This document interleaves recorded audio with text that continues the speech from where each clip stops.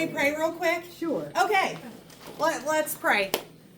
Gracious and Heavenly Father, we just thank you. We just thank you that you are a good God and that you are on your throne, and that you are in the heavenly places and you're watching over us, Lord, and you are in the highways and the byways of things, even when we don't understand. And I just thank you for this season.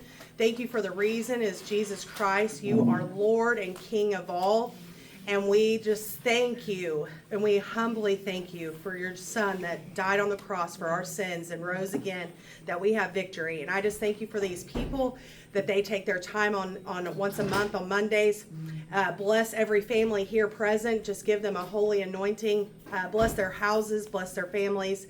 And I just thank you for what you're going to do, what you continue to do. And we just give you all the praise and all the glory in Jesus' name. Amen. Amen. Ooh. Margie, is she around? Can you do the pledge? Stand. Flags up here. Salute. Pledge.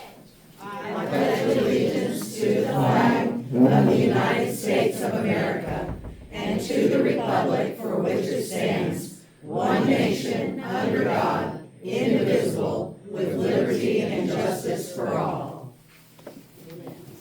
Okay, so thank you all for getting out on this super cold morning. And again, our apologies for not having the speaker that you expected. A couple of things I wanted to talk about real quick. So last weekend, I don't remember what I had for lunch yesterday, but we had a group of us and we went door knocking for James Wynn, and I think it was House District 35, if I'm not mistaken. His area, his district is enormous and it's very rural. We had a lot of fun. I just want to tell everybody, we had a lot of fun, and it's a good thing to go door knocking. Unfortunately, he lost getting into the primary by, or into a runoff by 12 votes. Oh. This is what happens when Republicans stay home, and they get apathetic, and they're lazy. And I don't apologize for that. They are lazy. That is why we have a Democratic mayor for Tulsa.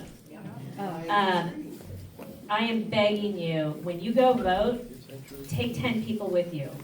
Tell your friends, tell your family. It is so important to get out there and vote. And I keep seeing over and over people frustrated with the Trump administration. I get it. But stop saying you're not voting in the midterms, because the alternative is deadly. And that is not an exaggeration. It is deadly. We have to get out and vote. We have to door knock for candidates. We have to do everything we can do. Sitting at home is electing Democrats. Right. And so, and then, killing our country. I kind of feel dumb that I didn't know about this until a couple of days ago. Did you know that you can go to the Oklahoma Election Board website and set up notifications for any upcoming elections that are happening in your area? I did not know that. Here is how you do it. I will leave it up front, take a picture of it, do whatever, go to their website and set it up. That way you won't ever say, oh, I didn't know there was a school board election. I didn't know there was a special election. Now you're gonna know. So no excuses, right? So I just wanted to let you all know that really quick. I know Melissa has some announcements for the GOP.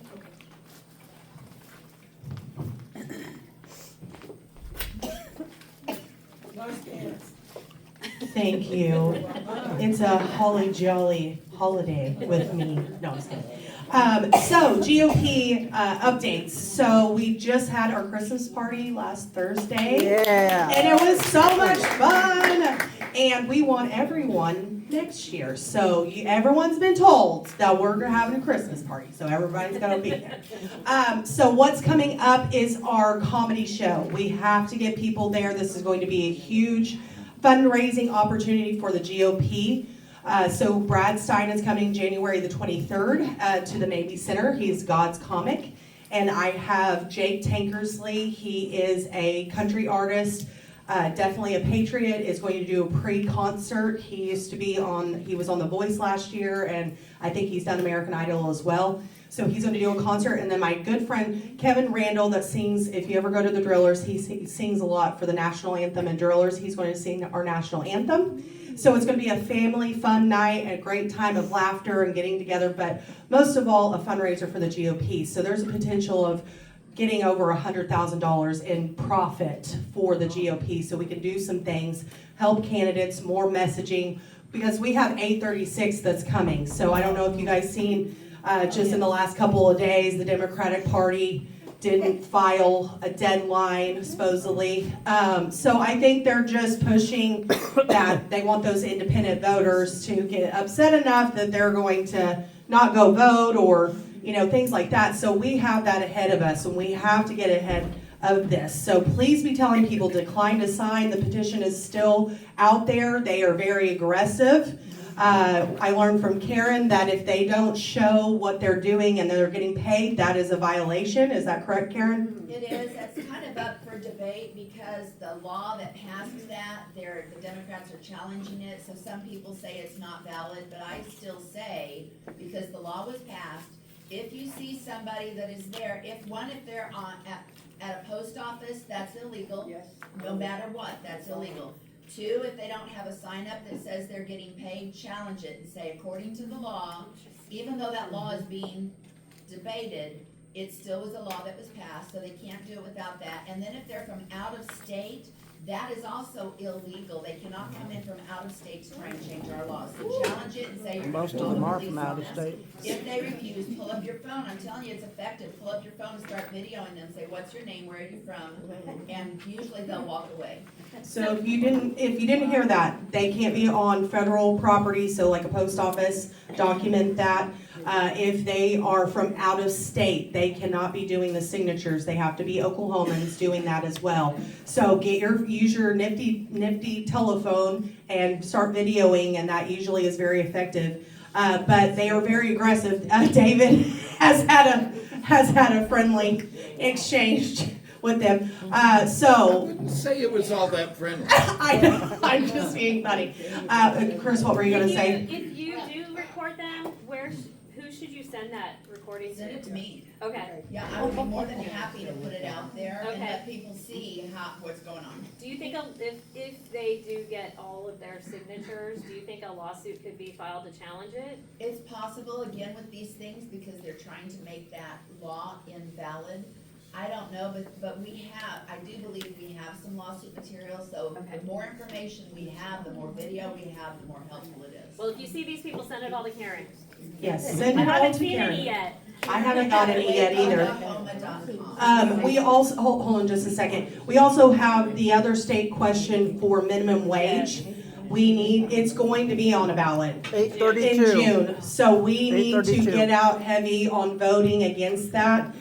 Because I'm just gonna tell you, as a business owner, small business owner myself, we cannot do $15 an hour.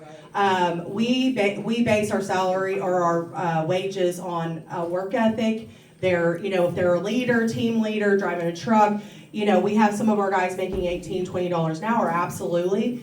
But, we start at $12, $13 an hour, and we go from there based on how their work ethic, if they're showing up to work.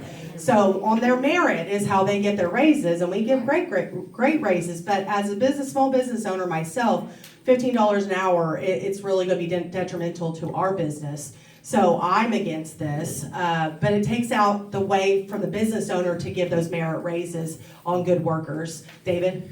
It tags our minimum wage to San Francisco's minimum wage. Correct. So it will never stay static. It will continue to rise Correct. beyond anything Correct. anybody in Oklahoma can afford. You are correct. And so, and I believe that small business is definitely the lifeblood of our state and our country. And we need to be giving back to our small business owners. But I know a lot of small business owners, like florists, and they have to have a small overhead. So this could be huge for them to have to pay these larger wages and increasing wages.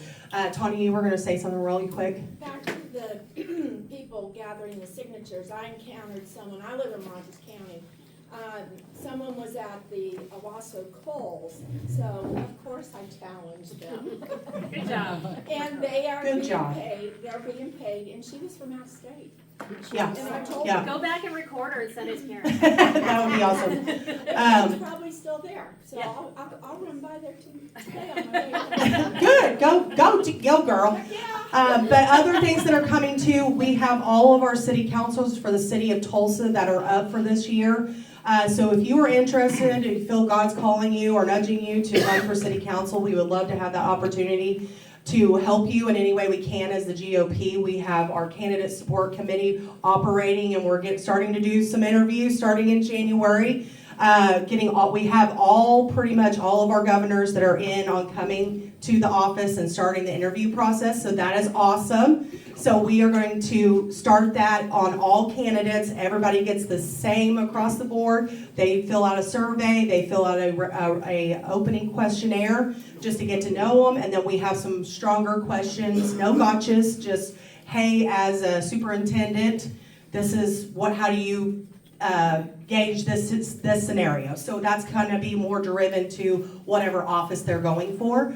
So that is starting. Precinct meetings, we're doing more training. So if you look on the lookout, if you're a precinct chair or vice chair, we want to get you equipped and get you all the knowledge that you need so you can get out into your community, so we can also get all the information out about these state questions. It's very important. If you want to become a precinct chair or vice chair, please get with me so we can look and see if you have somebody already representing your area. If not, let's get you in there. Let's get you the training and get you going. So a lot of great things happening, and I appreciate your time. Thank you. When are the precinct meetings? We are looking into January and February right now. Location is my biggest situation. So somebody asked me about monthly meetings. I have tried to attend, but we have such a big county. I have to really think forward. We may have 500 people that could show up because we have such a big county. It's not like Rogers is a lot smaller, Wagner's a lot smaller. So if you know some large locations that will let us host, or they will be a host for us, I'm happy to try to start doing some more monthly meetings and engagement as far as the GOP side of things. But I also want to partner with great groups. So they bring a lot of great people here too. So I don't want to overdo it either, because I know you guys are going to a lot of meetings. David? But US and the office, the GOP office, would help anybody connect with their neighborhood precinct Absolutely, leader absolutely. and begin a Conversation. Yes. that would help them become involved. Yeah, yes, Jared and Claudia have done an incredible job. Jared, do you want to kind of explain a little bit of what we're doing with the precinct? Yes, just anybody who's interested in getting more involved in precincts with the Tulsa County GOP, simply email. Jared, can you come up precinct- here so I can get you on Come up film, here, please? Jared. Thank you. Yes, good morning. My name is Jared. I'm the Vice Chair of the Precinct Activation Committee. And you can email this committee directly at precinct@tulsacountyGOP.org. So we are going to be organizing, we're looking both for precinct chairs and also volunteers who are not precinct chairs who can help us with getting data to precinct chairs, help us get regular monthly newsletter out to precinct chairs so that they can disseminate that to their neighbors. Election data, we have a communications team, a data team, a training team, and a resource team that is designing and printing resources for our precinct leaders. So we have a lot of work to do this coming year. We've been laying a lot of groundwork, and we're looking for, again, volunteers and for people to be working their precincts. So if you have a heart to serve precinct leaders, we're looking for you. Simply email precinct@tulsacountyGOP.org. Karen. And isn't it correct that this January, February, we do not have the normal precinct meetings? Yes, we don't have the normal biennial precinct meetings That'll that be you're the used to next. for voting in new chairs and vice chairs. That will be next year in January 2027. This is election year, so let's get busy. Amen to that. So we have 99 precincts that we need to fill. So if you come by the headquarters, we have a map. Jared and Claudia, like I said, have done a great job. We have a map. You can see which precinct has coverage, doesn't have a vice chair, doesn't have a precinct chair, or no coverage at all. So we really need to hit the ground running on getting these precincts activated and getting them filled. So thank you guys so very much. If you have any questions, let me know. Thank you. you, Melissa. You're welcome. Karen, do you quickly want to talk about Tulsa City Council? I would love to. Okay. Up front, please. Get them. Up front, please. And I just want to say that news story about Phil Lakin not getting his trash picked up irritated me to no end, because I actually have a friend that lives across the street from him. I drove by there Saturday, and he doesn't have one of those stupid stickers on any of them. And I don't know if anybody knows about those stickers, but it's for unknown reasons only South Tulsa. I don't know why. You have to go to Quick Trip and buy a sticker that is 50 cents a piece, and anything that doesn't fit in your trash can, you have to put a sticker on, or they won't pick it up. No, not if it's green waves. Yeah, well, he didn't have any stickers anyway. Like, he violated his own rule. Anyway, sorry, just had to get that out. All right, so how many of you guys have been getting my Wake, Oklahoma newsletter that talks about Tulsa City Councilors? Okay, for those of that you don't, you probably want to. So this is the ongoing issue. We've got 9 city councilors in Tulsa. At least half, 5 or 6, 5 of them, yeah. have an R behind their names. I don't think we have any true Republicans or true conservatives. Nope. Back in 2021, Vanessa Hall Harper, Phil Lakin, and there were 2 others. I'm not sure which, I can't tell you. I don't have my notes in front of me. We're on a committee from the Tulsa City Councilors to choose who could get ARPA funds. ARPA funds are the COVID funds, okay? And so there were 200 nonprofits that applied for that. Of that, only 70 got chosen. Of one of that, the 5th largest distribution of $240,000 went to the Black Wall Street Chamber of Commerce, okay? Now, Black Wall Street at that time did not qualify for those funds. According to the Tulsa website, you had to be a 501c3. Their 501c3 status had been revoked earlier, the year before. They were a 501c6. So why did they even apply? But they did. Not only did they apply, but Vanessa Hall Harper is one of the founding members of Black Wall Street. And so she's on the committee to determine who can get the funds, and guess who got the 5th largest award? Yeah, Black Wall Street. Who did not qualify, they get it. Vanessa's on there. Vanessa never said, she never filed a report to say there's a conflict of interest here. So a couple of years later, we tried to get it overturned. Nothing happened. An ethics complaint was finally filed in 2023. And the Tulsa lawyer, or counsel, I believe he's called, he went to her, and she files at that point, 2 years later, a report to say, yeah, there was a conflict of interest. And he said, well, she said there's a conflict of interest, so this is not an issue. Because there's nothing in the rules that state when you have to announce that. I kid you not, this actually happened. And so he refused to investigate. So now my email went out because we've continued to try and make something happen. Nobody wanted to do anything about it. So now I have brought it to the people. That's why I sent out an email saying, if you did not yet reach out to the governor, the attorney general, the district attorney for Tulsa, or the Tulsa sheriff, those are evidently the only ones that can demand an investigation begin. I have reached out to Cindy Bird. Cindy initially did not move forward with it. She did call and apologize to say, I think I dropped the ball.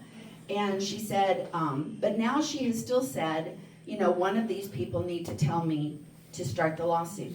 Well, Attorney General Drummond and Steve Kunzweiler are both up for re-election. So guess what? We have a little bit of leverage. So I would ask you, if you have not yet, emailed to say, we demand an investigation into why this happened and why this sitting Tulsa City Councilor has not been held accountable. Not to mention, we have about 5 of our Tulsa City Councilors, perhaps more, that all sit on nonprofits, that they can help direct who is getting those funds. Phil Lakin gets $500,000 on one of the nonprofits he sits on, of which he diverts funds to. Is anybody okay with that? No. Then let's do something about it. It's going to take us. Thank you, Karen. Thank you. Okay, I want to get right to our speaker. I am so grateful and. John Cox going? Yeah, we did those at the end. Oh. Yeah. Unless you have to go. Do you have to go? I do. Yeah, let him go. Okay, go ahead. Really? He has a real job. He's got a good job. Thank you. I have to stand back here. Oh, no, or- no, you can stand there. Okay. Am I in the picture? Yep, you're in the picture. It has to go out there. So Dr. John Cox running for state superintendent. And so 40 years in public ed, 32 as a sitting superintendent and currently a superintendent. And then I have everything from a bachelor's in math, master's in counseling, to a doctorate in educational administration. So the time has come now that we need someone in that position who can actually keep our kids safe, both morally and physically, and to improve academic success. And to improve academic success from number 50, everybody knows we're at 50 perception-wise, and that's reality. So I can actually, with our plan, take us to 25 towards number 1. And we do that by infusing phonics into our lower grades. So we have around 1,500 elementaries out there. So in every elementary across the state, pre-K through 5th grade, we want to put the resources there. And we say, well, where's the money going to come from? Well, right now we spend between 25 million and 30 million on the end of the year test, which I get the results 3 months later. I got them late August. So it doesn't do any good for me to open the box and look at the results. I want something where you see the results immediately, within the next day, and that way the teacher can actually change instruction to meet the needs of the child. And so we're going to use that 25 to 30 million to actually go in and train the teachers who aren't trained. All of my teachers, pre-K through 5th, are trained in the science of reading. And it's phenomenal. I don't know if you've really ever watched what they do, but it's almost like algebraic equations on the blackboard. I mean, it's amazing how they relate letters to letters. So my kids, who I would call non-readers someday, they actually learn how to read. Instead of the whole language stuff we went through years ago that messed everybody up, we can actually teach our kids to read. And as across the state, I hear so much about seniors in high school, which just breaks your heart because they can't read coming out of school. So I'm going to readjust, or we are going to readjust the testing system so we have growth models, so we can actually see where every individual child is across the state in reading and in foundational math. Because it also kind of bothers me too that our kids don't know the multiplication tables. Those are things that stick with you the rest of your life. They can't read cursive. Yeah, absolutely. And I've been seeing a lot about the cursive language too, but there is a new law within the last 2 to 3 years that 3rd through 5th grade are required to take cursive writing.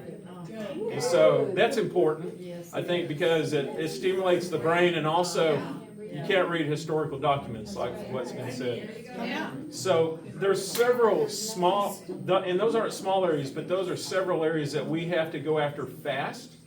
And I think we can do this immediately when I enter office. And there's so much talk on the governor's candidates right now on we're going to do this in reading and we're going to get this done. They all have their state superintendent plan. And so, which is exciting to me. And then the legislators I'm talking to across the state right now are saying, well, there's going to be a movement this next session for reading. And so when I talked to Mike Lay Saturday, I was saying, I'm hoping you all can get some things in there so that when I begin, that we can automatically go in and change what we're doing. Make it valuable to our kids instead of wasting time. There's been some discussion lately about extending the school year to 15 days. But my thinking is that we need to do with what we have right now and improve it first. And then move on to what we're doing. The third thing I talk about across the state is basically our trades areas, which 75% of our kids will not go to college or not finish college. And I want to have something in their hand when they leave high school that has some certification, whether it's plumbing, electrical, cosmetology, anything that they enjoy where they can go to work at 19 and really bring value to the economy of the state, but to their homes. And that's how we get out of poverty, by giving those kids purpose. Purpose is the reason why you want to come to school. You know, we have dropouts, we have low attendance, we have those things, but if a student's 17 years old and they want to be a mechanic and they can come to school and work on that, they're going to come to school. They're going to see value in being there. Right now, it's really hard to find purpose. And so I want to bring those three things will elevate us up on our national rankings, which You know, it's important. It's important for jobs. It's important for other things for people to see to come to our state. But we are not 50th in the nation as far as kids and teachers. We are way above that. It's just how we've been doing things, how we've been focusing. And so I'm going to put a laser focus on reading, on foundational math, on changing the test, and on these trades areas. And if we do that, I think it's going to elevate all of us up. And so I'm really here today, and I feel like I'm part of you, because when you became a group 4 or 5 years ago, I was here. And there's just so many wonderful people in this group that are helping, because this isn't about John Cox being in there. This is about you having a voice and changing things for our kids and next generations. Not this generation, but on down the line that we have. My grandbabies, who I've got a kindergartner, little Ken, and he's in Summit Christian over here in Broken Arrow. I want to feel good about a public school person to tell my kids, put them in public schools. That is the question that every grandparent has on their mind right now is, are we going to send our little babies to public school? And if you're going to be honest about it, it is a hard decision. Are we going to throw them, and I hate to say it, throw them to the wolves?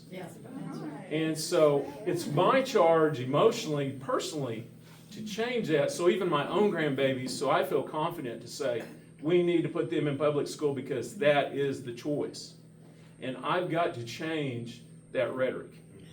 And so I want to work really hard on that while I'm in office, but I want to be in there because of you. And everyone in here have vetted me, you've questioned me, you've seen everything where I came from and what I'm trying to do. And really, this isn't John Cox's plan. This is a higher plan. This is our Father's plan to really help our children. And it is not mine. I've tried to get in the way several times, and I just get beat back. And so when I've learned to step out of the way and follow, it's just like this morning, I kind of prayed that there might be a absentee person. And so see, it works out. He takes care of us, because otherwise I wouldn't be up here in front of you right now, because there'd be a speaker right here. Education is so important. It touches everybody's lives. It's part of all of us. This is more important than the governor's race, because as you are aware, this office makes an impact on everything. The kids, the climate, everything we do. So I'll leave you with, yes, ma'am. So if you're elected, do you have the opportunity to replace the state election members that are in place right now? The state board. That is purely a governor's choice. Yeah, it's all on him. About 12, 14 years ago, there used to be 2 from the Senate, 2 from the House, and 2 from the governor. Somehow it got switched over to all the governor's appointees. So when the governor comes in, he can wipe it completely clean and start over. He's going to have to, whoever it is. And it's totally up to whoever you all elect as governor to do that. Yes, ma'am. Thank you for sharing these such fundamental aspects of education that need to be reclaimed. You're welcome. What about civics? I feel like that should be in that list. It should be in that list, and it is embedded in that list. My charge is to be able to read. And if we can't read, we can't go on and study civics. So important in everything we do. You know, as I got older as an adult, it became more important to me. And so it needs to be important at a young age to empower them to come up. And that's why I'm talking to young Republicans all across the state, young people, even 15, 16-year-olds that are coming out and trying to be a part of the Republican Party and the movement, to say when I'm in that office, I'm going to help create a network so that they can have a strong voice, and then we can bring them up to have conservative values. Because I think it's so important that we reach them, because they're kind of, if you watch, they're kind of dysfunctional right now. They're trying to figure it out as young people. And I wish I was like them back then. So if I can help in any way on create that network across the state where they can be empowered to have a voice, that's what I'm going to do. And I've been talking to all of them about that, because that's part of the plan I don't talk about. But I think it's important to help our young people learn, and that's kind of what you're talking about. Yes, Melissa? I think I know your answer, but I know Sand Springs, that's where we go. they are sneakily putting in CRT and SEL, Yeah, and that's gotta stop, cause I've had to continue to, have conversations with my son that's 9, because they're putting kids against each other in class yeah. and bringing out color, and my son's like, I don't look, and our family doesn't look that way anyway. And so we've had some sit-down conversations. And it's supposed to be both against the law. Yeah, and but right now at Sand Springs is their counselor gets an hour of time in every classroom every week. She comes in, and I've questioned it, cause I said, well, shouldn't back when I'm old now. Our counselors were in the counseling office, they did never really come out unless there was something going on. They never got classroom time Yeah. to teach feelings and how about this social emotional learning. Right. It's taking away time, valuable time of the teacher, I feel. So what can we hope from you when you possibly are? I am really hoping that the focus we put on reading and math and these initiatives will take time away from that. That's being snuck in there. Yeah. Because like I said, those are against the law, those two things. We don't have time for social issues in public ed. We do not have time. That is a home thing, that is a church reaching out to the homes. That's that area. And so, hey, and I'll tell you out in the country, Melissa, people don't believe that this is happening. But when you come into the bigger cities where things aren't really there's no oversight as much, it sneaks in there. And so I see it more and more. We don't have time for that nonsense. Okay? We want our kids to be mentally healthy, Yes, but that's another place for that. correct. I agree. Yes, Where does school choice fit into your plans? absolutely. And being an old country boy 20 years ago, I looked at school choice and go, well, out in Peggs, out in Cherokee County, we have public schools. There's not another avenue for choice. And so my vision was, well, let's make us the best we can be. But as I entered Oklahoma City and Tulsa and the bigger areas, I see a desperate need for choice for all parents to have. It's just like I talked about my grandson going to Summit Christian. He needs that choice. I have parents all over the place, and I'm hearing these stories about parents and their relationship with schools, and they're terrible. They need a place to take their kid. And there's so many different types of children and the needs that they have that these charter schools and some of these private schools are meeting those specific needs. So choice is 100% needed across our state. Thank you. Elena? As state superintendent, would you have any authority over third-party vendors being in schools? So, Tulsa being the largest district, we have like over 34, 35 different vendors in our school that teach SEL, CRT, and they have no governance. What can you, as the superintendent, do to limit that? Because that's where a lot of the problems come in, that addresses counselors and that kind of thing that Melissa's talking about. I think, Elena, it's more of the power of the pulpit, because you almost can't override a local school board because they're elected by the people there.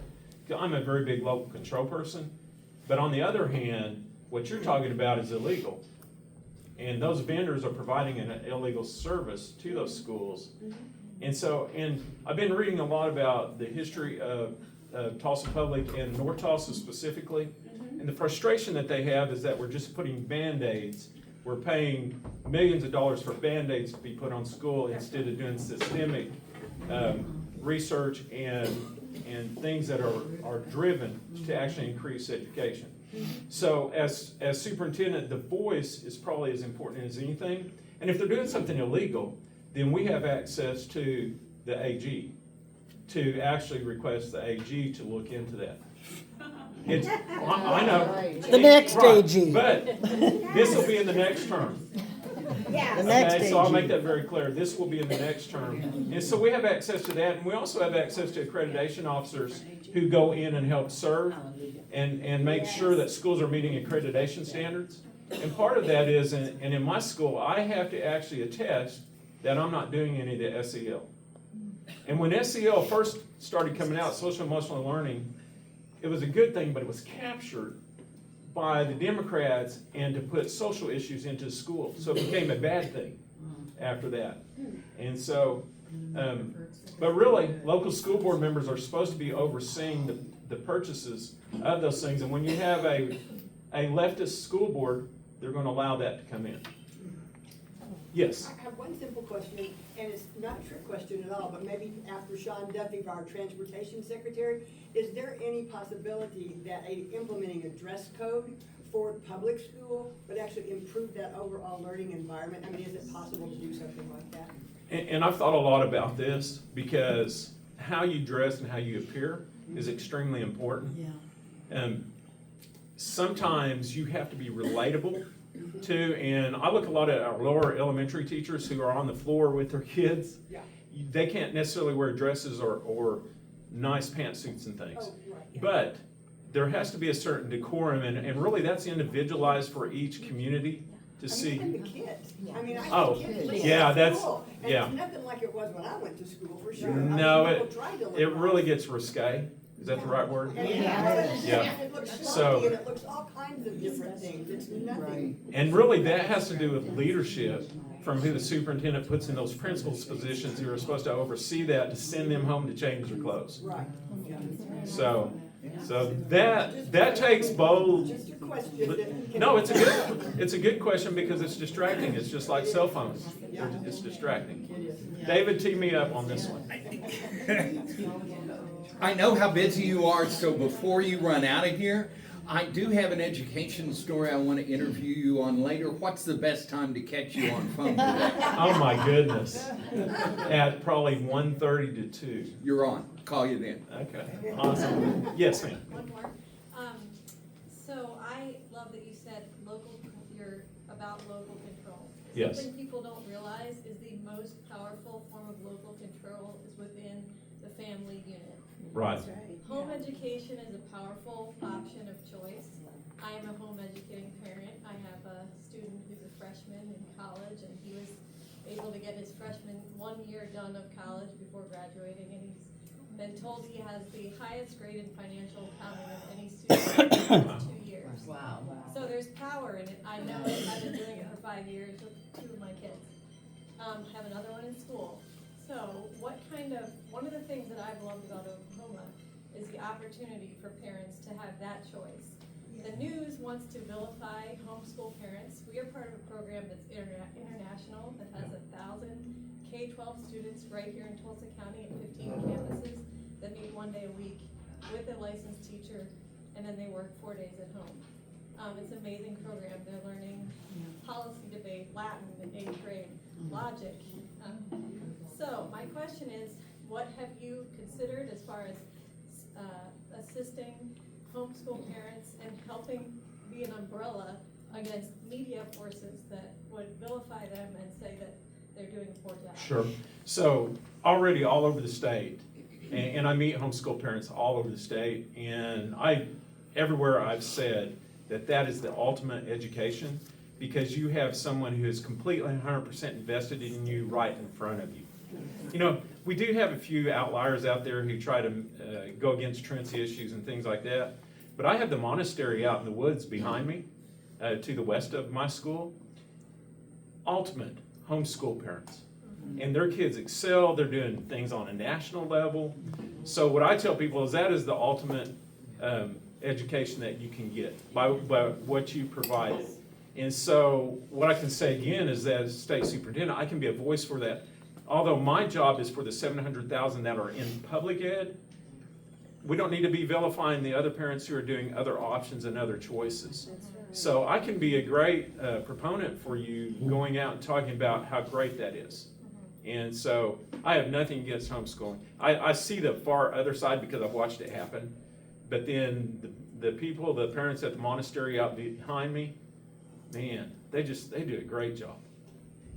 Yes, ma'am. Yes, We Gary. actually do have another speaker that Yeah. I don't know that. Oh. Yeah. You know, okay, because I've been up here 2 hours before doing this, so, but, Yeah, we do have a speaker. okay, so I think, can I have one more question?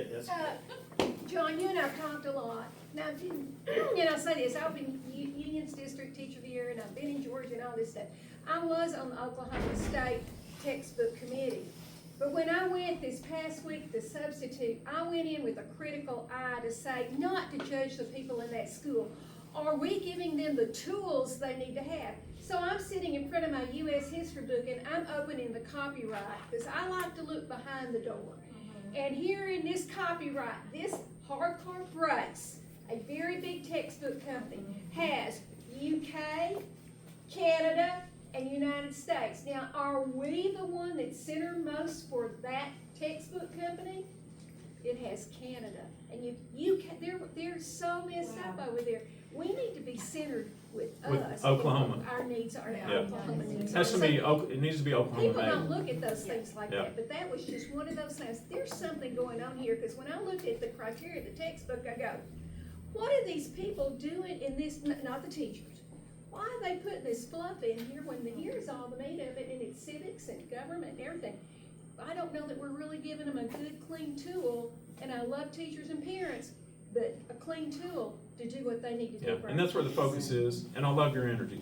Oh, So, yeah, okay, sorry. so I will leave you this, we need to make education great again. Amen. And check the box for Cox. Okay, thank you so much, thank you. You're ready for office. Oh, Cynthia, to your dress code, it's a funny thing that popped in my head. When I was in high school, we weren't allowed to wear shorts to school, so we wore shorts to school because they would send us home to go change. Just, you know. Did you set it up? Oh, do you have, okay, I don't have the foggiest idea how to set up that. That might go, that remote might go to the other TV. This is new, this wasn't even here last month. Well, and I think dress codes would be a good thing. This is one. You know, I go to the fair and sometimes work the fairs, and I see the youngest women dressed in the worst way. So that look don't touch doesn't mean anything?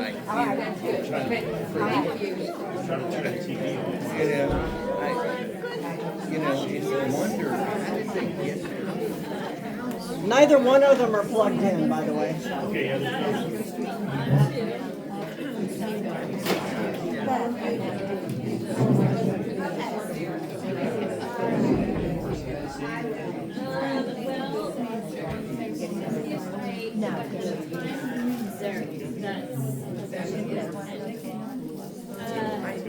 The red light is on. This is why I really hate the people like stuff. Look, minor. Whose innocence is destroyed. They can never get that back. Okay, sorry. How that is. Okay, everyone, we're gonna get to our speaker. Everybody, please thank Darren Blanchard so much for dropping everything at the very last minute and agreeing to come and speak to us. I'll just give you a quick little background. He's a lifelong Creek County resident who grew up in Mounds. Darren spent nearly a decade as a compliance officer before returning home to start a certified naturally grown produce farm on his family's land. In 2023, he learned that a major transmission line was planned across his property, a turning point that led him to advocate statewide for landowners and rural communities facing poorly planned development projects. Darren's here today as a voice for the land and the people of the land to defend their livelihoods, passions, hopes, and dreams. So, everybody give a round of applause. All right, mic check. Everybody hear me okay? I know a lot of you have probably seen me at other meetings, may have seen me on some little quick interviews on television and everything. Just so I know, do you guys adjourn at 11? Is that right? 11:30. Oh, 11:30, okay, okay. So, Could you give us your name again? yeah, it's Darren Blanchard, D-A-R-R-E-N, and then Blanchard, like the town near Norman, which means shining strong. So, Anyway, I have some slides, but the TVs are not all plugged up. Probably would have got here well before the meeting started, but late notice on the speaker thing. And yesterday, watching the news, there was something that came up on our local news, Channel 6 KOTV, and I grabbed a screenshot of that to kind of talk about that. But anyway, so we're going to do it without the slides, which is perfectly fine. So again, my name is Darren Blanchard, live in Mounds. Spent about a decade as a compliance officer at city, county government, state and federal government. So I've had some familiarity with how the government works. But January 5th, 2015, I was on vacation in Tempe, Arizona, and I was actually crossing the street as a pedestrian, and I was actually hit by a van that came out. And so if you look closely at the left side of my forehead, I had a dent in there. It's called a depressed skull fracture. Had a few other injuries, but I recovered over that, and I'm here today to talk about the externalities related to data centers. So anything that I say today, I don't want anyone to misconstrue or sway in a way that I'm anti-data center or anti-renewable energy. I think there's a place for all of that, but what we're seeing being done is we have some ill-advised or improper placement of these types of infrastructures. And there's a lot of what you call the non-participating landowners, whether you're talking about a data center, wind turbines, or these multi-thousand acre utility scale solar power plants. I don't call them farms, because to me that's using the F word, right? So they're a power plant, okay? Just like a coal power plant or a gas plant or a nuclear power plant, they are a power plant, all right? That's just one of the things that the industry uses. So a lot of you are probably familiar with something called the Delta Plains Corridor. It was about a year ago. There was nearly 1,000 people that gathered in Kellyville, Oklahoma at the Creek County Fairgrounds. And that was a kind of an informational session. And at the time, Speaker-elect, now Speaker of the House, Kyle Hilbert, announced that project was going away. But it really didn't go away. It was just canceled in name only. Because you have to remember that there were 2 private companies that sent a proposal into the federal government. And there were 2 projects within that Delta Plains corridor. One of them was called the Cimarron Link, and that got a lot of attention in the news. I went on to the local news stations and said, this whole thing about the Delta Plains, it was much ado about nothing, because these private companies are still going on. And I didn't even know the name of the other project, which was called the Heartland Spirit Connector. And that's by a company called Next Era Energy. And when you take the 2 projects together, you're talking about 1,500 miles of transmission line. And so it was very unpopular. It was advertised as 4 to 18 miles wide of eminent domain over much of that 1,500 miles. But when you look at Next Era's project, because they're the one that's really moving forward, Invenergy's Cimarron Link has slowed down. And I have a suspicion, and this is only a suspicion, but I have a suspicion that the Next Era Energy is going to inherit the rights of the other company's project. So what you're talking about is from east central Colorado to southern Arkansas, is about 1,500 miles in total when you look at both of the projects together of high voltage transmission line. And all along that transmission line, there are plans for renewable energy generation, wind, mostly solar, batteries, and then also too, which comes with that are the data centers. And again, I'm not anti-data center, but when they're putting these right next to people's homes and they're taking up, valuable agricultural land that we could be using for to produce food, or for our capacity later down the line to produce food, or for future residential expansion, I have some problems with that. And I just want to talk a little bit about it. So basically, our Governor Kevin Stitt, took credit for that cancellation. He sent out a tweet either later that night or the next day. Noticed there were 1,000 people there gathered in Kellyville, and he basically blamed this on the Biden administration. And that's one of the misconceptions, okay? Yes, it was the U.S. Department of Energy that had a proposal out there. There were 10 of them across the country. 3 of them were selected for advanced review, but the Delta Plains was not. But again, those private companies have still been gathering easements. And what's important to know is that, this was actually an idea all the way back to 2010.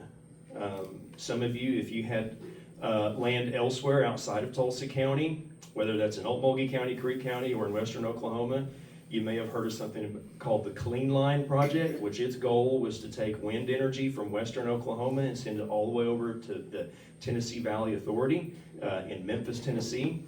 That project did not go over well. Okay, there was a lot of pushback, particularly in the state of Arkansas. And so the company, Plains and Eastern Clean Line, sold the rights, at least the Oklahoma rights, to NextEra Energy. And when you look at both of those maps, with NextEra's Heartland Spirit Connector and the Clean Line, you can see the overlay pretty easily.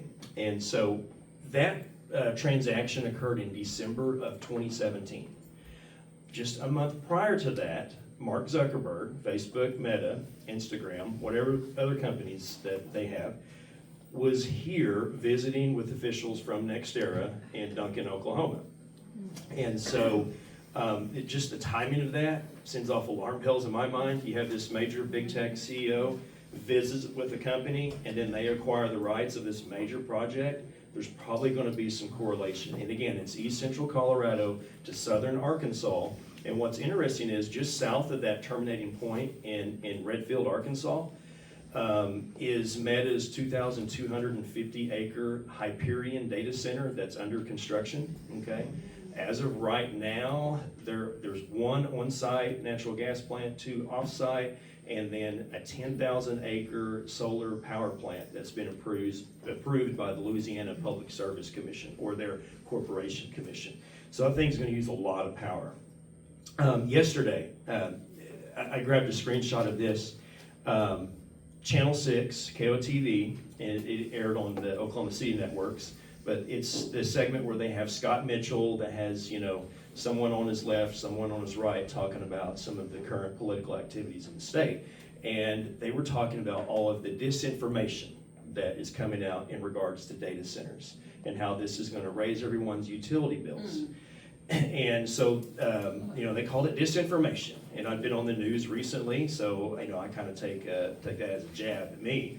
And so, what's funny is they're saying that Oklahoma has, new legislation that allows for what's called behind the meter power generation, and we do. But they said it was a requirement that the data centers build on-site energy generation. That is 100% fake news. That is an option that they have, but it's not a requirement. Trust me, I know. I've worked with multiple communities, and to my knowledge, there's only one data center in the state that is pursuing the behind-the-meter option, and that's in Chickasha. And they're having trouble getting off the ground, and probably the reason is because investors would rather have the ratepayers pay for all the energy generation and upgrades, okay? So whether you're talking about Project Clydesdale in Owasso, Project Anthem near Catoosa, Project Atlas in Coweta, all of those are not pursuing behind the meter, capability.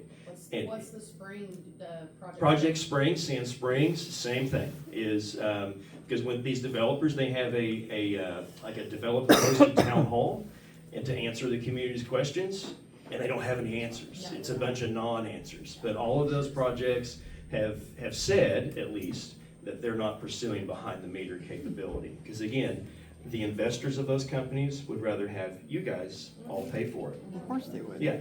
So, to me, it's the toothpaste is out of the tube on that, because other states are proposing legislation to shield ratepayers. For political commentators to get on, TV, local TV, and talk about how people are spreading disinformation, and they themselves are spreading disinformation, I find that very, very disingenuous or uninformed. We'll just call it that. So, but anyway. So the biggest problem I have with the transmission line and everything that comes with it, the renewable energy projects and the data centers, is that you have this infringement upon the property rights of the people that are not signing up for these programs. Solar is got some major problems on the utility scale. Solar on the residential scale, that makes a lot of sense, okay, that can be done.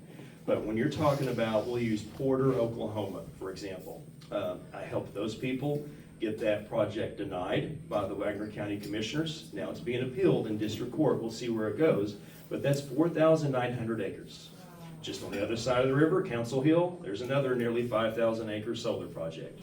Just east of that, in Wainwright, Muskogee County, there's another multi-thousand acre solar project, okay? So, you know, wherever there's an announcement for a data center, whether that's Summit, Council Hill, or Coweta, you can find a multi-thousand acre solar project. And if we focus on Porter, that was called the Persica Solar Energy Center. And so it is situated, and at the time when we were having this debate with Wagner County Commissioners, we didn't even know anything about the data center, right? That was news to us when that news broke in October.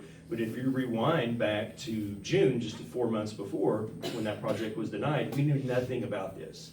And so it was advertised as a 400 megawatt solar power plant, and it's going to be situated immediately next to a 400 megawatt data center. And you say, okay, well that makes a lot of sense. It's going to, you know, help provide power for that large industrial, you know, user. That's fake news, because when you go to the Southwest Power Pool, that's our regional transmission organization. They're kind of like the brokers and make sure that, you know, the electricity goes where it's supposed to go. If there's too much on the grid, they get it off, you know, things like that. They oversee our power. And they have filings that you can access. And the filing for the solar power plant in Porter showed that it was actually connecting to a 273-mile-long transmission line. So again, it's situated immediately next to the data center, and they have the same power capacities or demand, and it's not even going to be supplying power to it. Okay, that's a term called greenwashing. That's something that's commonly used by the industry. It's made it to look like the data center's running off solar, that it's so clean and green, but it's not. You know, the data center is going to use whatever power that they can get from the grid. That's just something to make it look like it's running off solar panels, but it's not. So again, that project was defeated, but the biggest concern that I have with solar is the stormwater runoff. The construction process, and again, we're talking about thousands of acres, literally 4,900 acres. And what they do is they strip the topsoil, they store it, and then when the construction process is done, they return it. The idea is to reduce compaction for all the heavy equipment and the workers that are going to be doing work there. The issue with that is it's going to take approximately 3 years for all the vegetation to reroot itself, okay? Think about what can happen within just 1 calendar year, let alone 3 calendar years. If you get a 4-inch rain, a 6-inch rain, oh, by the way, Porter just had one right before that project got denied, 6+ inches of rain, you're gonna have flooding. And if there's no vegetation to hold that soil in place, it's all gonna erode. And I just had a friend that drove up into southern Kansas, and that's applicable because most of Oklahoma and southern Kansas is in what's called the transition zone. That's important for turf grasses and forage grasses. What that means is we do not have a shade-tolerant grass, either native, naturalized, or that could be introduced, that can survive under or near those panels. Because when it gets into the late spring, summer, early fall, you know, 90+ degree days, and you're gonna have periods of drought, that shade-tolerant grass is not gonna maintain. So if they're thinking they could put in some sort of perennial rye, unless they add a drip irrigation system, it's not gonna make, okay? So what will happen is, and I mentioned southern Kansas, my friend was just there, they had a multi-thousand acre solar project there, and it was zero-scaped, meaning they brought in rock. And the developer probably understood that the grass is not gonna grow here, we're gonna have to zero-scape it, bring in rock. So the company claims that this is a way to preserve the land, It's not preserving the land, you're actually transforming it, because you're changing the entire climate of that 4,900 acres. You're adjusting the temperature, all the microbes and everything that's been there for however long. And again, there's not a grass or any sort of vegetation material that will hold that soil in place, and it's gonna take at least 3 years. So that's the biggest problem that I have with it, and much of that 4,900 acres is in what's called a floodplain. And so, that's from FEMA. So those homes in that area, if this project were to go through, and of course the data center is gonna hinge on that, they're gonna be uninhabitable because they're not gonna be able to get insurance, flood insurance, and those homes would probably have to be on stilts in order to prevent, erosion and flooding. So the biggest thing, or one of the other things that comes with solar are the battery energy storage systems. And those are lithium ion, and the developers said, well, we're adjusting the chemistry to go from, lithium nickel to lithium iron, which is allegedly gonna make it safer. But I haven't seen that, to be the case just quite yet. So as an example, in Creek County, in between Manford and Drumright, there's a tiny community called Silver City. According to census data, the population's about 50. The developer has a town hall at the local fire department, and over 125 people showed up, okay? So the community does not want this, and it's literally tried to be forced down our throats, and it's because of proximity to this transmission line.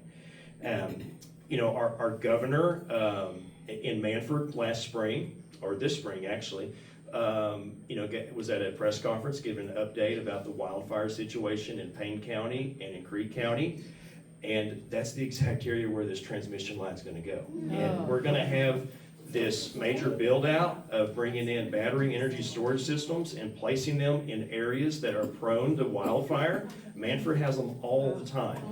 So what's going to happen when you have a wildfire? Well, the fire department is going to have to go defend that battery energy storage system as opposed to treating the fire to protect people's homes. Okay, because last time I checked, these developers are not going to be paying for additional firefighters. Okay, they can donate money for maybe a new truck, give some respirators because you can't breathe the fumes off those burning batteries, but they can't get additional human resources. Okay, and what's interesting is if you look at Project Clydesdale and Project Anthem 2, the data centers will actually pay for some of the infrastructure upgrades. For example, they'll build a new substation.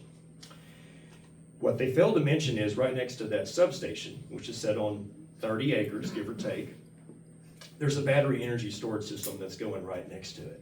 And the ratepayers pay for it. Because I can go look at mapping from the Southwest Power Pool and see that where the substation is going for Project Anthem in Catoosa, there's a battery energy storage system. Same thing with Clydesdale. There's a battery energy storage system. Just on the other side of the street, next to the existing substation, there's another battery energy storage system. Clydesdale alone will have 4 battery energy storage systems, 2 basically on site, one in Sperry, and another one, believe it or not, all the way in Mays County, that's going to connect to that substation, and 2 solar power plants. Okay, one of those is in Skytook, the other one's in Mays County as well. So again, not anti-data center. They could bring some benefits to the community. We can look at Pryor, Google. That's at Mid-America Industrial Park. Where they're proposing these, Owasso is kind of industrial. There's a lot of industrial up that way, but the one in Coweta is not. Yes, there are 40 acres that the city has agreed to sell to the developer that's currently zoned as industrial, but it's a wastewater treatment facility, that's it. The other 193 acres that they're obtaining is right now is farmland. It's being used for production. So, and then all those homes around it, you're really impeding upon them. But if we use Pryor as an example, we say, well, we could be like Pryor. Okay, let's look at the history. That started out as 1 building, okay? Right now, that's at 9 buildings, okay? And they just announced expansions. They've actually outgrown their footprint at Mid-America Industrial Park, and they're having to but they're having to expand from Pryor School District, and they're having to go into the Choteau Mazie District. So started out as 1, it's at 9, and they're expanding. You've got to ask yourself, when does it stop? Because as these things expand, they're going to need more water and more power. If we look at Mays County, we can see that there's actually 18 projects in the queue from the Southwest Power Pool. 9 solar power plants and 9 battery energy storage systems. Typically, those go hand in glove. So, you know, if you want to be like Pryor, there are some benefits that could be had, but again, we have to properly, you know, place these projects. So I'll mention one thing real quick. I saw a hand that was up, but the biggest issue, or the question that comes up, why are they putting these next to people's homes? And it all has to do with the transmission line, the Heartland Spirit Connector. We can look at that one, and we can go to southern Arizona, Tucson, Chandler, and we can see another high voltage direct current, that's renewable energy, transmission line. It's called the SunZia transmission line, 550 miles. Starts out in central New Mexico, near Albuquerque. And the idea is that it captures wind energy, solar energy, sends it on this high voltage direct current transmission line, and goes into southern Arizona. Because people ask, why in the world are they putting these in southern Arizona? Those people don't have a drop of water to spare. That's exactly right. And they don't necessarily have to have the water. They can cool the computers by using fans, air cool, which takes more power. But they want access or proximity to the transmission line because that allows them to tap into what I call renewable energy tax credits, okay? And so NextEra Energy or what other companies involved, they will get that tax credit from wind or solar. That's what allows them to sell the energy at reduced or negative rates. And when you're selling something at a negative rate, you're actually paying someone to take it. Not a good business model, but they can do that because of the federal subsidy. And so NextEra, over a 5-year span, had, and sorry I'm picking on them, but they picked on me, so, you know, it's okay. Over a 5-year span, they had an effective tax rate of 1.2%, paying essentially nothing. And they use that, you know, selling of the tax credits to get down, make their income look like it's low, but they sell those tax credits and they don't have to count that towards their gross income. And you can say, well, how much are they selling? By next year, it'll be nearly $2 billion in sales of tax credits.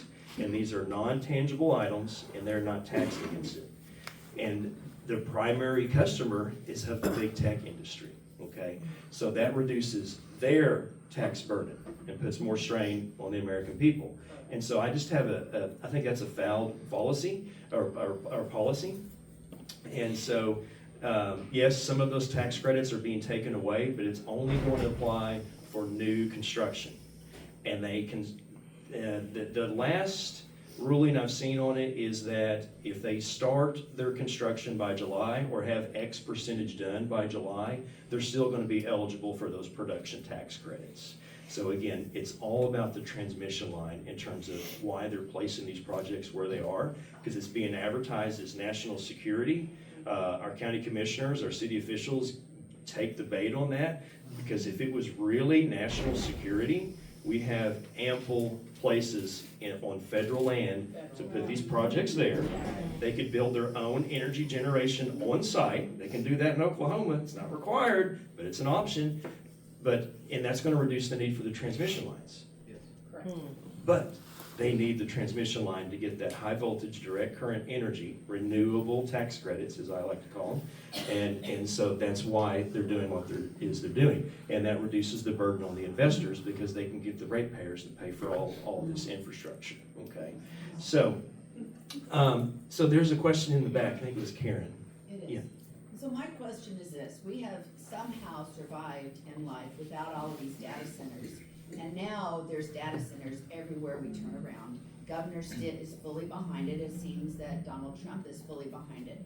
What is your thought process to why, not just as a moneymaker for these guys, but what is the deal with all this? Yeah, so I mean, I can only try to get myself in their minds. I know the governor is looking at jobs. Like this would bring a lot of jobs to our state.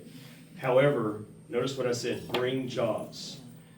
those are not gonna be local jobs. I've been able to access filings from Department of Commerce, and we do not have the workforce to build these things out. So what you're gonna see is a traveling construction crew that goes around from site to site. You can go to Stillwater, look at Google's project there, and, you know, most of those plates are out of Texas, okay? So the true, economic jolt you're gonna get from this is gonna be from the temporary jobs on the construction side, but they're coming from out of state.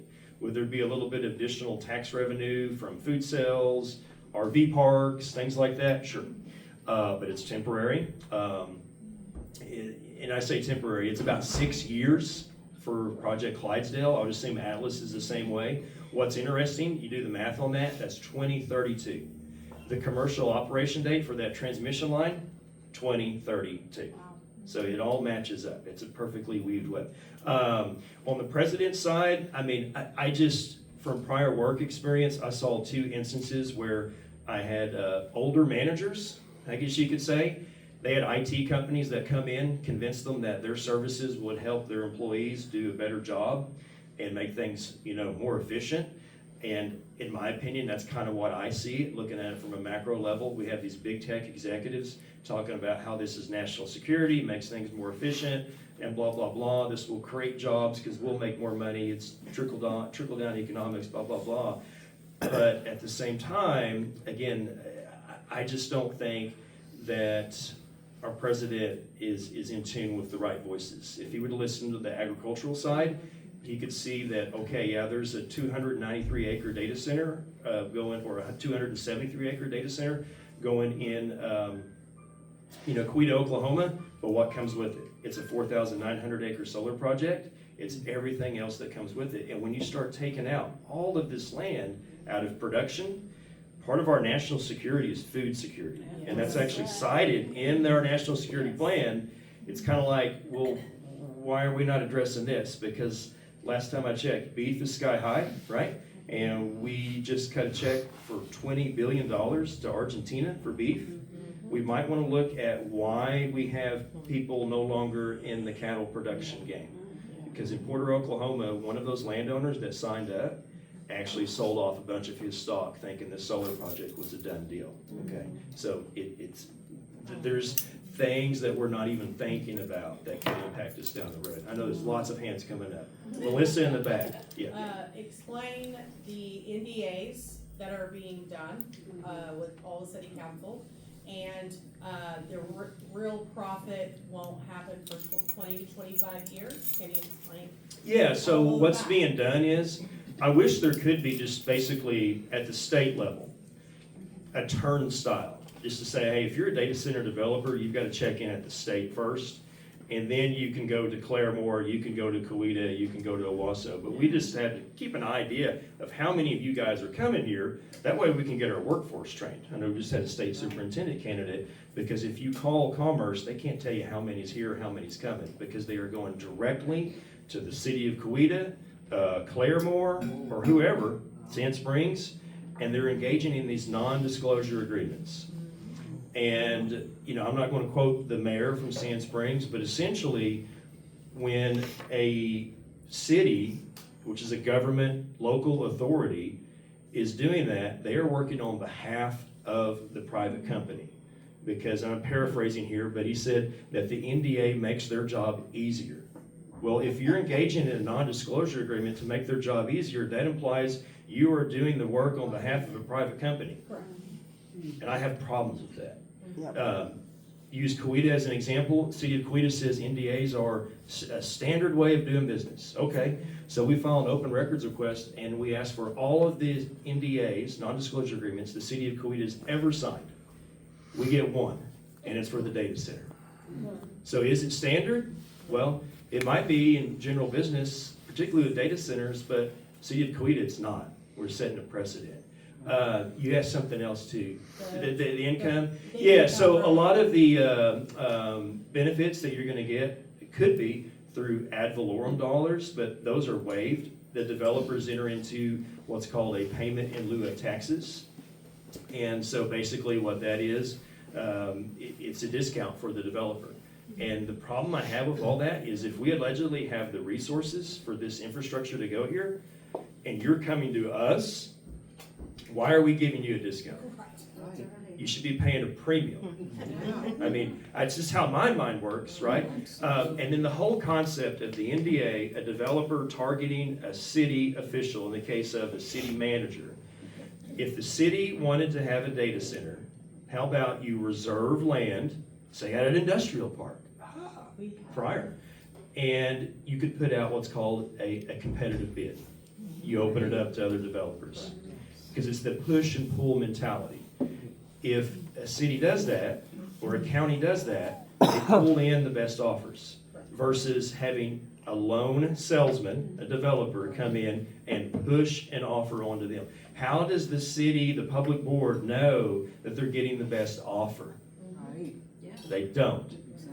Okay, that's my whole hang up on that. But yeah, there's state laws, there's additional agreements that are reached to waive these, ad valorem taxes, property taxes, I should say. But I won't get into the weeds of that too much, but let this gentleman here go, David, I think it was. Yeah. Have you looked and tallied all the special benefits the Oklahoma legislature has provided for data centers? And the reason why I ask, it's not just ad valorem or property taxes. If they have a benefit, and this is what I'm hoping you might be able to know or research, if they get a benefit on sales taxes as well, these servers that they're using in the data center have to be replaced every couple of years, and that's several $1 million every time they do it. If they're not paying sales tax on that, the local communities are being screwed. Yeah, and there is some recent legislature. Melissa, did you wanted to say something on that? I just said amen. Oh, I mean, okay. I thought you were going to say cite the bill or yeah, you're exactly right. And they change them out about every 2 to 3 years. That's the lifespan on the technology within the data center. So do you know if the Oklahoma legislature has provided, do we know every benefit the pontificating potentates have instilled within this legislation? I know there was recent bills passed that would invite data centers to come here.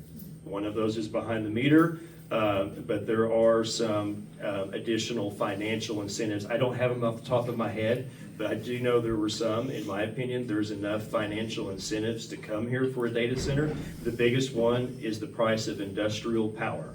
Oklahoma, to my knowledge, the most recent data I looked at, we don't have the cheapest industrial power in the country. I believe that's Idaho, because most of their electricity is generated from hydro. That's the cheapest form. But we have the largest disparity from industrial to residential. Okay, so that's what I would look at so keep that in mind. Yeah. Sorry I couldn't answer a little bit better, but it's to get into, House bill number, whatever. So yeah. Question there. Yes. Yeah. You have so much information, and it just seems like this has absolutely been suppressed, what the citizens want.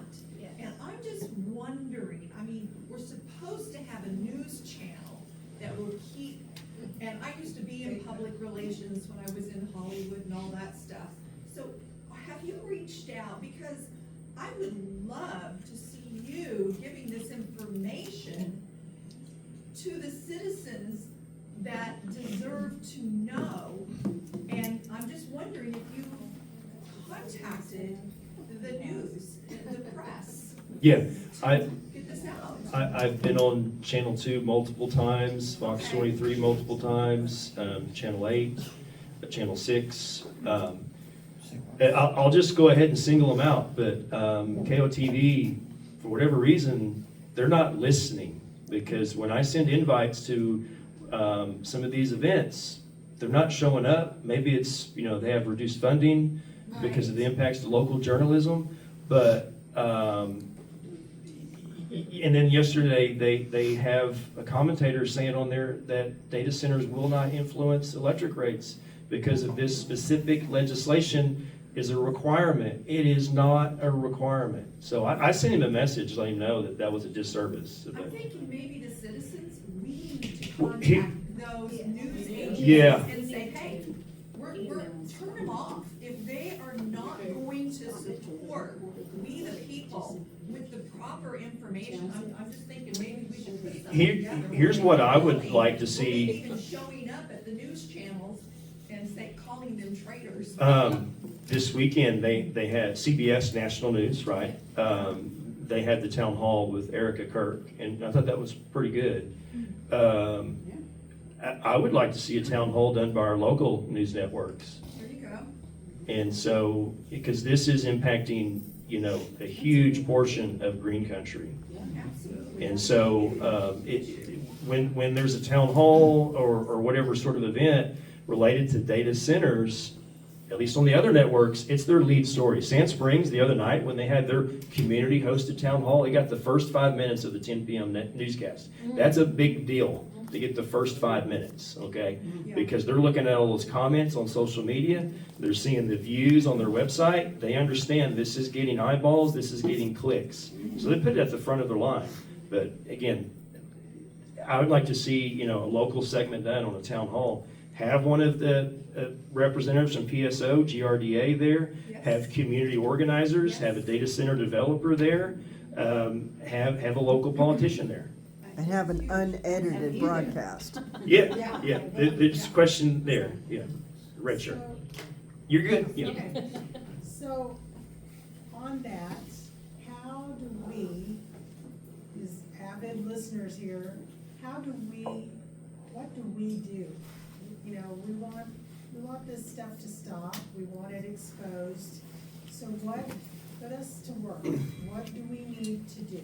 It's gonna start at the state level, and I know there's some restrictions based on that executive order. I go back and forth on that, right? I understand the importance of national security, but I've talked about the placement of this stuff. So if it's truly national security, let's get it properly placed. But we also have what's called the 10th Amendment of the United States Constitution, and that loosely is termed the police powers. And whether you're talking about a county commissioner or a mayor, they have the responsibility and authority from that amendment to protect the public's health, safety, and general welfare. And so, there's a recent news article about a rare string of cancers that are originating near an Amazon data center in Oregon. Okay, so maybe it's because there's something else that's there that's causing it, but this hyperscale data center infrastructure is relatively kind of new, so we don't fully understand the consequences, especially like with the transmission line. That's a 1.8 gigawatt power line. It's equivalent of 2 nuclear power plants that's flowing through there. That's tons of EMFs that are radiating off that line. We don't know what those impacts are going to be when they're placed near people's homes, okay? Question in the back, Karen. So some of these impact statements you've given us, what we can do in response to her question is I can send out an email from Awake, Oklahoma, and put the contact information of how you guys can act to contact the media. The problem is when I do that, only a small fraction of people actually take their step to contact the people. So it's one thing for us to put the information out. It's got to be that you guys are sending it to your friends saying, please do this, please do this, please do this. That is what pushes the dial. The other thing regarding the NDAs is, it was my understanding, correct me if I'm wrong, that in Sand Springs, all the city councilors and all the county commissioners signed an NDA, which is against the law. Is that not correct? I don't think it's correct. So essentially what happens is, this is the circumventing of the law, is the city manager signs the NDA. Because they're a paid employee. But I heard that they did, that the same lawyer that's working in the Quita one is working in the one for the Sand Springs. And He's got working all them of them. to sign the NDA. And that's not right. Yeah, according to recorded commentary from the mayor of Sand Springs, it sounded like he was aware of what was in the non-disclosure agreement. So it sounds like he was disclosed the terms of the agreement, So if it's an NDA signed on behalf of the city manager, so I have some questions about that. I know with NDAs, there's lots of gray area. So it's one of those things, you probably have a valid argument, but would the judge rule in your favor? And is it worth the expense? I don't know. So, but yeah, that needs to be reviewed, especially when you're talking about water and how these projects are going to affect everyone in terms of the utility bill. Question in the middle there. Yes, I've been asked to ask you the question, would you consider running for office? So I was introduced as a farmer. I'm a wannabe farmer. My grandmother just passed away in January, so I'm trying to get everything fixed on that end. Let me get 2 to 3 years of experience on the agricultural side, and then we can revisit that. There was a question over here, and we just got a couple of minutes. Sir in the vest. Yeah. I've been listening, it sounds like you're telling us the sky is falling. And I wonder, and I know you're not an expert on data centers per se, but I'm sure you've set in with many who are. Can you kind of reiterate, what are the benefits to society of data centers that we are so adamantly against? The benefits is going to be everything is kind of going to a cloud-based environment. You hear that? You know, a lot of people don't even have a TV antenna. They're actually streaming their local news network from the cloud. Okay, you could, as a homeowner, you could fix that, put up an antenna, right? Don't use that data. Everybody's on social media. Everybody's watching videos online. It takes up a lot of data, so there is a growing need. But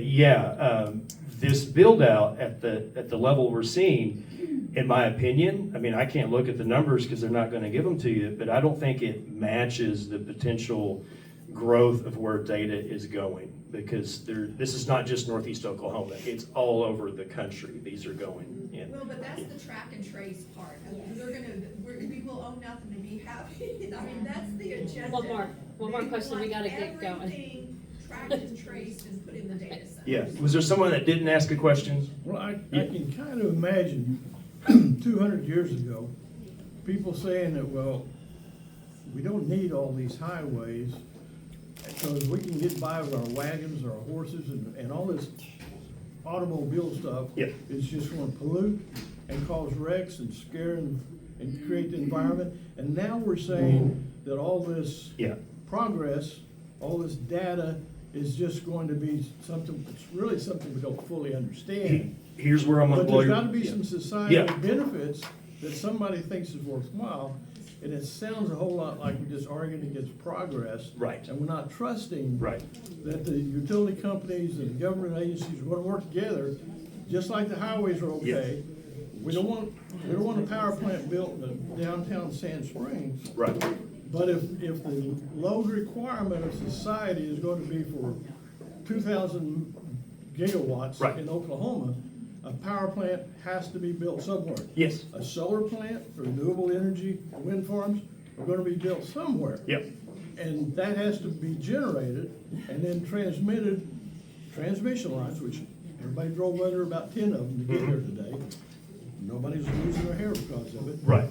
So it sounds a whole lot like that we're just fighting progress. Here's where I'm going to blow your mind, okay? But quantum computing, okay? That's going to change the whole game because it's getting away from binary code systems, zeros and ones. Quantum computing will take Google's 9-building data center and convert it into a desktop computer, because according to Google's own projections, it's about 10 billion times faster than the world's fastest supercomputer. So that is a concern that, you know, I've heard from the Tulsa mayor. He says, I'm afraid by the time these buildings get built, we're not even going to need them. And it's a one-trick pony. Quantum computing changes the entire game. And so I think we got one more and we got to wrap it up. Jeannie. I don't have a question, but I have had in Florida, had to deal with whether we're trying to take some of the condo complexes and turn them to public housing. We had to fight the people from New York, and this is what we did, and it worked, and we won a $24 million lawsuit. is that we took gatherings, we split up the people within us. Now, this would be a building, but you've got neighborhoods. And we assigned, they said, and I had this in my neighborhood. I had 15 neighbors that come to my house, and after I get through with this meeting, I am giving them this information, and this is what I say, because this is the Amway approach, and they can really get that. And that's what I taught classroom, is you tell somebody else. But the thing is, then you tell them to tell somebody else. And I was in Arkansas, my brother was sick, I was on the elevator, and I said, my name is Jeannie Smith, I'm an advocate for saving the farmland. And you will not believe how much input I got on that in Arkansas saying, you're with me, coming to Silver Springs, we were both there. There was a guy there from Spain telling these people how they need to use their land. And I stood up and said, I'm sorry, I'm a little hot with him. Anyway, and I stood up and I said, sorry, you're here to diversify your financial portfolio because Spain's got an economic challenge right now and you're not sure your money's going to make anything in Spain. I've already done the research on that. And he was condescending to those poor farmers, 50 people or more, sitting there, and it was really ugly. I don't like that. And as soon as they mention that there's going to be a data center, their property value I would buy it. It is worthless. So anyway, I'm sorry, you know I get something. Yeah. Thank you all. Appreciate it. Thank you from the bottom of my heart for saving us today. Thank you so much. That was fantastic. Hang on, don't leave. Okay. I want Alina and Sam to speak really quick. Before that, please follow us on Facebook and X. And make sure before you leave that we have your email address because starting in January, we're going to have a newsletter. And we want everybody to get it, okay? So, Alina, quickly, and then Sam. Is that okay? Okay. Sure. Yes, you're okay. Yeah.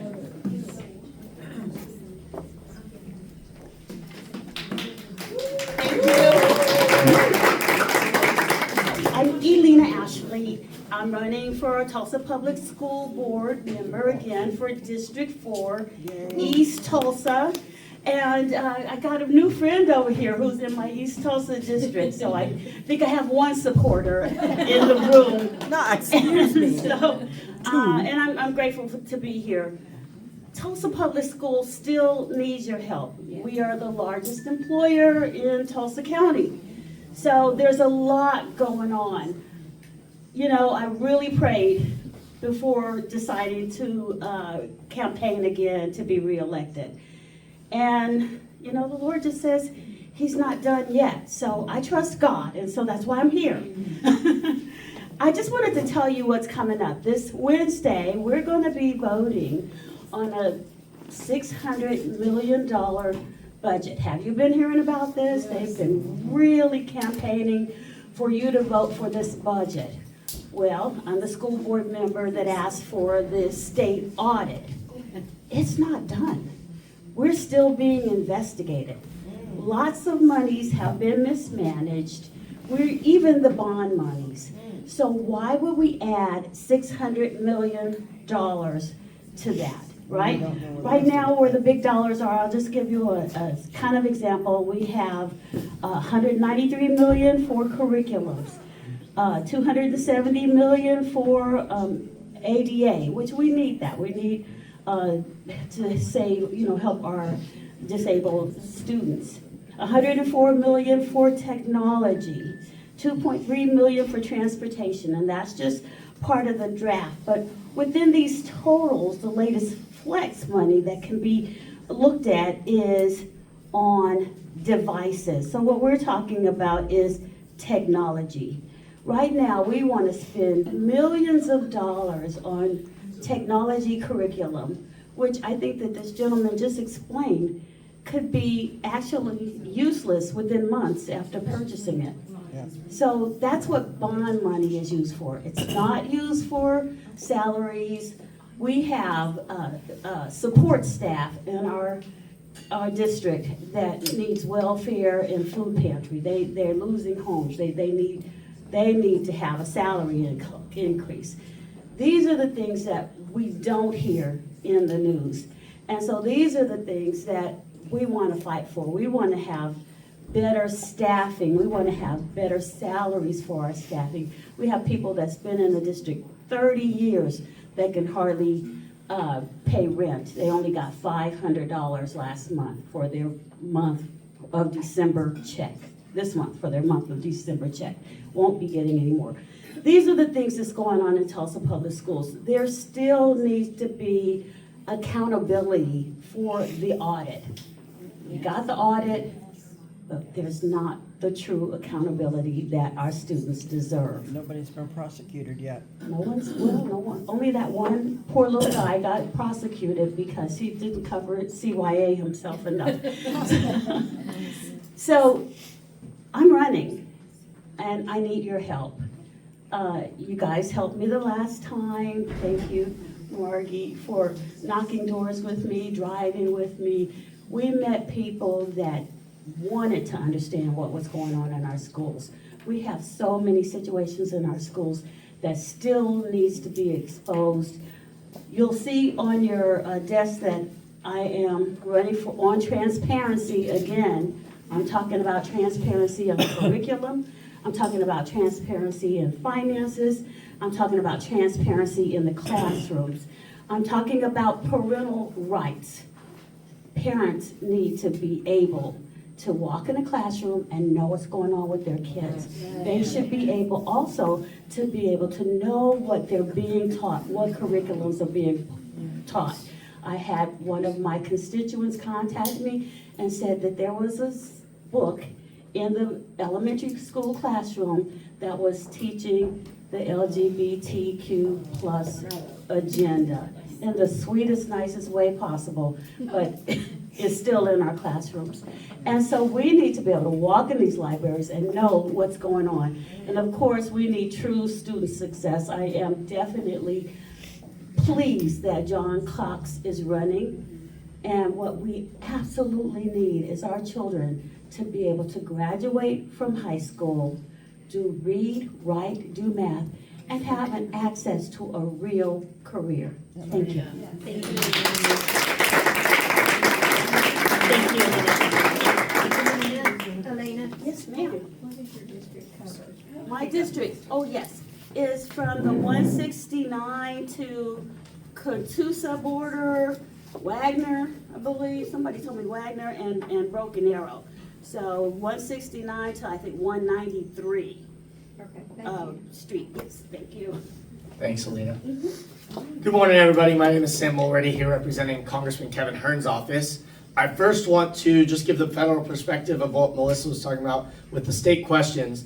There are these national organizations that are wanting this to happen in Oklahoma because they are saying if it can happen in Oklahoma, it can happen anywhere, right? Right now, it's only in California and Washington State. If open primaries can happen in Oklahoma, that gives them the power to do it across the nation. And so we need to put our foot down and make it stop here, or it can run rampant across the nation. So that's a big priority. I just want to give you that. I know you all are on the same page on that. Just want to give you that perspective. As far as what's going on in DC, the congressman just passed a bill, one of his bills that he sponsored just last week, the Protect Our Kids Act. It stops any taxpayer money going to K through 12 schools that are partnered with the CCP. So many of these schools are being asked. Thank you. Yeah. That's kind of our federal job in education is making sure that these foreign entities are not having influence in these schools. Imagine instead of having to learn cursive, you got to learn Mandarin or something. You know, we don't want this in our schools, and so none of that taxpayer money would be going to K through 12 schools that partner with them through this bill. The NDAA was passed. We got our military funded, so that'll be great. We have the funding deadline on January 31st of next year, and so we're looking forward to that. Not looking forward as in we're excited, but looking to that. But we got a couple of the appropriations bills passed, so at worst, we got some of it funded, but we need to get the rest of those funded through appropriations bills, making sure we see what we're spending our money on.